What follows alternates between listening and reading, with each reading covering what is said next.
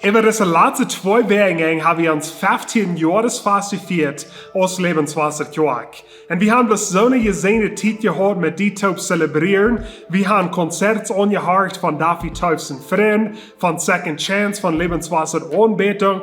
Wir haben schon gegeben, wir haben einen Kindertag gefeiert, wo wir Games und Aktivitäten hatten für die Kinder. Wir haben große Redner gehabt, aber über all diese Dinge, das Beste, als du warst, die Schönheit von Gott zelebrieren. Und terugkijken über diese letzten 15 Jahre und Gott loben und preisen für wo gut er was über diese letzten 15 Jahre und wo viel Segen er uns hat gegeben, aus Lebenswasser, aber auch in uns persönliches Leben, wo wir können terugkijken und Gott hochheben.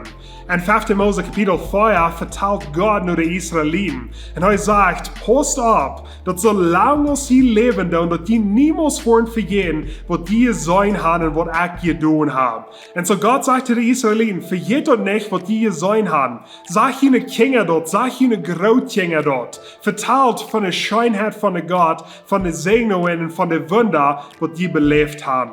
Und so über diese letzten 2 Wochen haben wir dort können tun in uns Leben. Und ich will dir dort Mut sprechen zum tun in dein Leben. Kick dreh in dein Leben und heb Gott hoch und sei Gott Dank für all die Segnungen, was er dir hat gegeben. Und wir haben nicht von vergehen, wir haben dort wieder vertrauen. Vielleicht mit unserer Freundin, Familie, vielleicht unsere Kinder oder unsere Großkinder. Wir haben dort mitgeben und wir haben die Schönheit von Gott hochheben in uns Leben.